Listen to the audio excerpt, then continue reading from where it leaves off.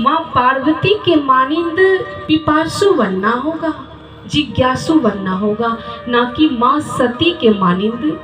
आप सभी जानते हैं, कई बार कथा में आपने सुना है कि माँ सती कथा सुनने के लिए जाती हैं, और जब जाती हैं तो यूं तो आज देखिए आप सभी भी कथा में आए हैं, और माँ भी भगवान शिव के साथ कथा में गई, और जब कथा में गई तो आज पिपासु के मानिंद नहीं, आज तर्क वितर्क को लेकर के संशय मन में उत्पन्न हो गया।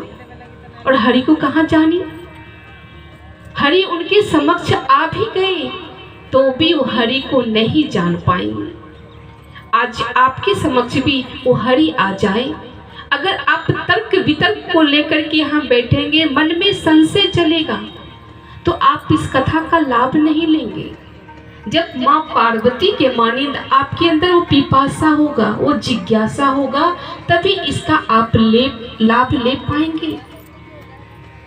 आप देखिए राजा परीक्षित जी, जिन्हें की श्राप मिला कि तक्षक नाग के डसने से 7वें दिन उनकी मृत्यु हो जाएगी, तो प्रभु की कथा को सुनने के लिए वो गए, और ये कथा ही उन्हें वास्तविक जीवन से मिलाया, उन्हें आवागमन के चक्र से मुक्त होने का वो मार्ग प्रदान ये कथा ही उन्हें दिया। और इस कथा के संदर्भ में बताया जाता है भगवत प्रेमियों कि कथा सुनने के लिए साक्षात हमारे प्रभु श्री राम की जो अनन्य उपासक है, अनन्य भक्त है, हनुमान जी गाते हैं। हनुमान जी ने बड़ा ही सुंदर वर्णन किया है, ये ग्रंथ कहती है। कहा जाता है कि जिस समय प्रभु श्री राम इस तरह पे आए और नर लीला को किया, अनेकों लीलाओं को किया, और जब अपनी लीला को समाप्त करके अपने कार्य को उन्होंने संपन्न किया, और जब इस भूलोक से, इस मृत्यु लोक से वो जाने लगे उस साकेत धाम की ओर, तो उस समय हमारे प्रभु श्री राम अपने सभी भक्त की मंडली में अपने अनन्य भक्त हनुमान जी को ढूंढते हैं, क्योंकि ये सौभाग्य, ये भाग्य तो बड़ा ही कहा जाता है कि जीवन में उन्हीं को मिला करता है जो प्रभु को जान जाया करते हैं, उनसे मिल जाया करते हैं। आज सभी भक्त के जीवन में वो सौभाग्य मिला प्रभु के साथ जाने की, तो प्रभु ने देखा कि सभी भक्त पहुंचे हैं, परंतु हमारा जो भक्त हनुमान है वो तो कहीं दिख ही नहीं रहे। उन्होंने अपने एक सेवक से कहा कि जाकर के हनुमान को ढूंढ के आओ कि हनुमान है कहाँ। तो सेवक जब ढूंढने के लिए हनुमान जी को गए, तो हनुमान जी तो एक वृक्ष की ओट में बैठे थे और प्रभु के सुमरन ध्यान में मगन थे। तो सेवक ने देखा तो जाकर के प्रभु श्री राम से कहा कि प्रभु, हनुमान जी तो आपके सुमरन और ध्यान में बैठे हैं। तो प्रभु श्री राम आते हैं हनुमान जी के पास और हनुमान जी से कहते हैं कि हनुमंत, सभी भक्त जाने को तैयार हैं और तुम हो कि यहाँ बैठे हो, क्या तुम्हें नहीं जाना साकेत धाम?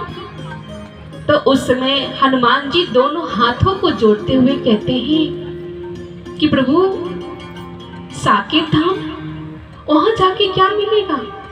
आप कहाँ नहीं हैं, आप तो हर जगह निवास करते हैं, हर कण कण में आप ही तो हैं।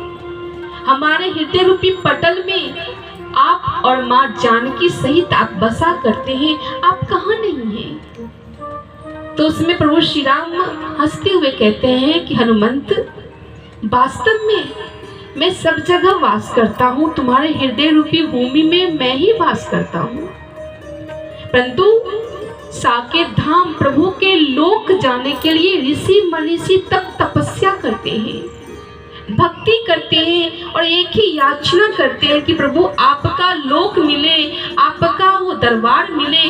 आज तेरे जीवन में ये शुभ अवसर आया और तुम कहते हो जाके क्या मिलेगा?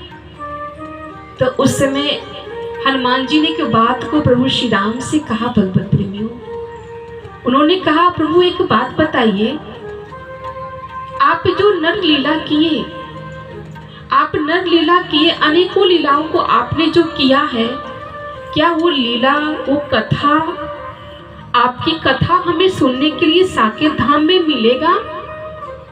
प्रभु श्री राम कहते नहीं हनुमान, तो वहां कथा नहीं मिलती। तो उन्होंने कहा प्रभु फिर आप रहने दीजिए, आपने जो ये लीला को किया, अनेकों आपने कार्य को किया, भक्तों का उद्धार किया, दुष्टों को जो दंड को दिया, ये सारी गाथा युगों युगों तक आपके भक्त गाएंगे।